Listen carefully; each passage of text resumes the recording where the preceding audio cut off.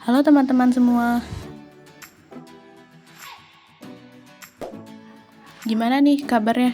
Semoga dalam keadaan sehat ya, dimanapun kalian berada. Amin. Di kesempatan kali ini, kelompok kami akan menceritakan sejarah mengenai matematika Pitagoras, yang dimana ada beberapa topik yang akan kita bahas, diantaranya yang pertama, sejarah singkat Pitagoras, hubungan aritmatika dan geometri, hubungan geometri dan aljabar, teorema Pitagoras, dan yang terakhir terdapat contoh soal.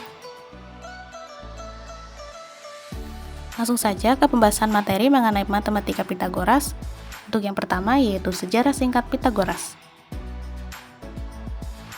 Pitagoras lahir sekitar tahun 580 dan 569 sebelum Masehi di Pulau Samos, Yunani Selatan. Pada saat usianya 18 tahun, Pitagoras meninggalkan kota kelahiran untuk bertemu dengan Thales untuk mempelajari matematika. Setelah beberapa tahun ia belajar, Thales dan Pitagoras melakukan perjalanan ke Mesir untuk mempelajari rumus-rumus yang ada kaitannya dengan geometri.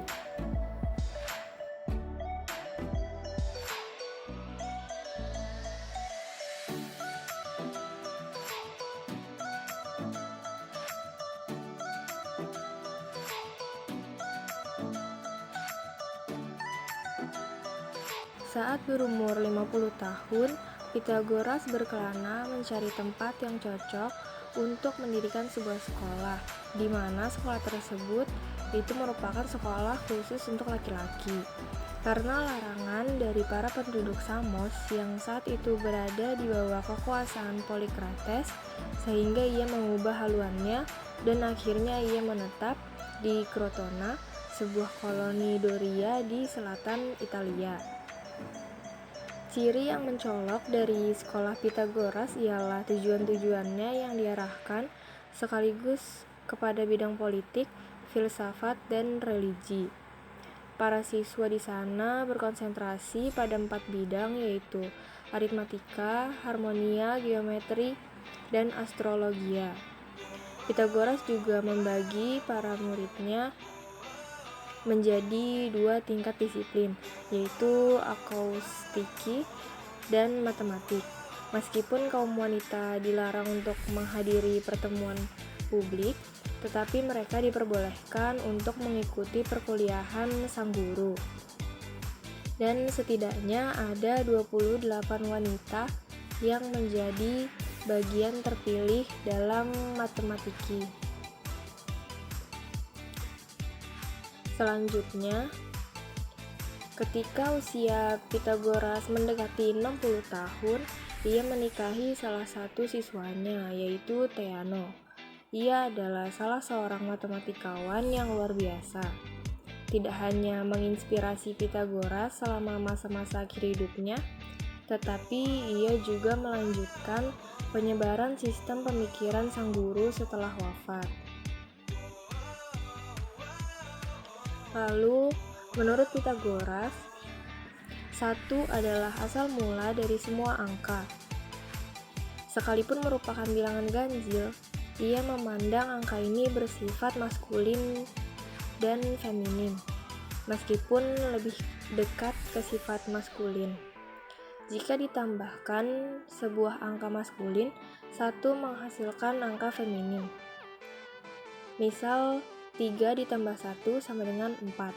Begitupun sebaliknya, jika ditambahkan angka feminin, 1 menghasilkan sebuah angka maskulin. Misalkan 4 ditambah 1 sama dengan 5. Selanjutnya ada hubungan aritmatika dan geometri.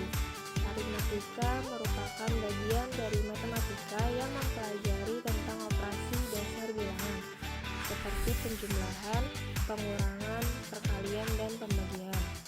Dan geometri adalah ilmu yang mempelajari hubungan antara objek-objek geometri seperti titik, garis, bangun, dan sudut. Jadi hubungan aritmatika dan geometri adalah sama-sama operasi hitung dan berguna untuk menghitung barisan dan deret. Terdapat gambar Dilihat pada gambar persegi di atas bahwa bentuk perkalian pada kotak tersebut dapat diubah ke dalam bentuk penjumlahan seperti 3 kali 3 sama dengan 3 ditambah 3 ditambah 3 sama dengan 9. Hubungan geometri dengan aljabar. Geometri bersangkutan dengan segala macam ukuran seperti panjang, luas, lebar, dan volume. Dengan geometri, kita dapat dengan mudah mempelajari gambar-gambar suatu bangunan. Lalu, ada aljabar. Dalam aljabar menggunakan simbol seperti X dan Y atau A dan B untuk mewakili bilangan. Simbol-simbol ini disebut dengan variabel atau perubah. Selain itu, aljabar dituliskan dalam bentuk lambang-lambang sehingga biasanya sukar untuk dimengerti.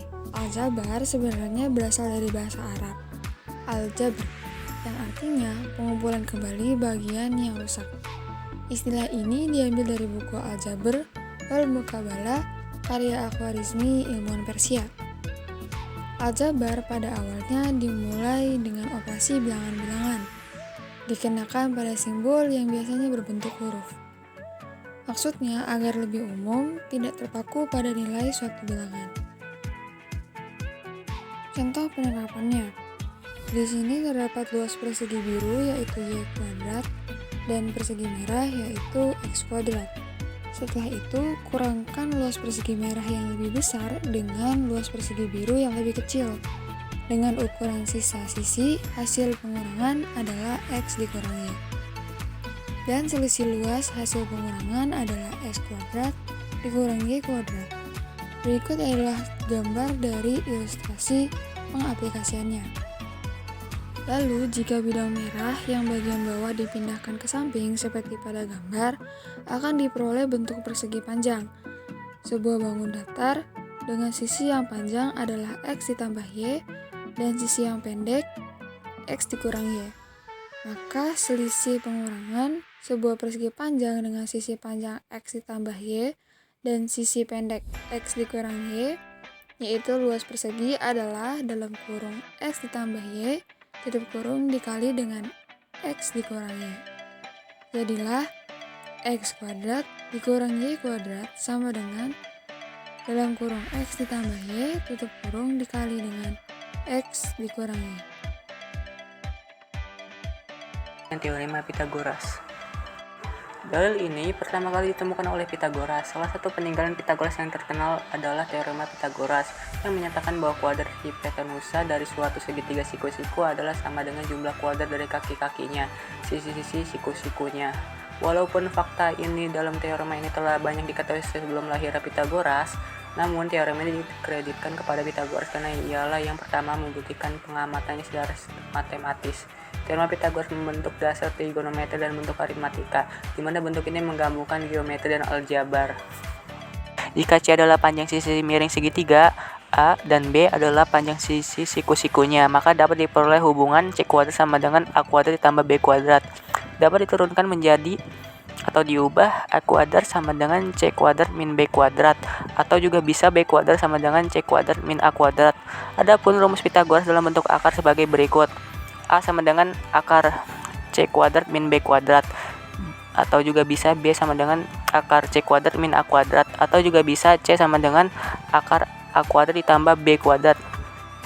Dalam menentukan persamaan Pitagoras yang perlu diperhatikan adalah siapa yang berkedudukan sebagai sisi miringnya.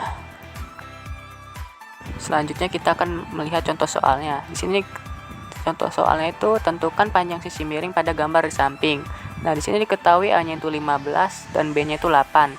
Nah, gunakan rumus C sama dengan akar A kuadrat ditambah B kuadrat, sama dengan kita masukkan saja akar 15 kuadrat ditambah 8 kuadrat. Jadinya menghasilkan sama dengan akar 225 ditambah 64 sama dengan akar 289 sama dengan 17. Maka sisi miringnya adalah 17. Itulah presentasi sejarah matematika Pitagoras dari kelompok kami. Jika ada kesalahan dalam perkataan, mohon dimaafkan.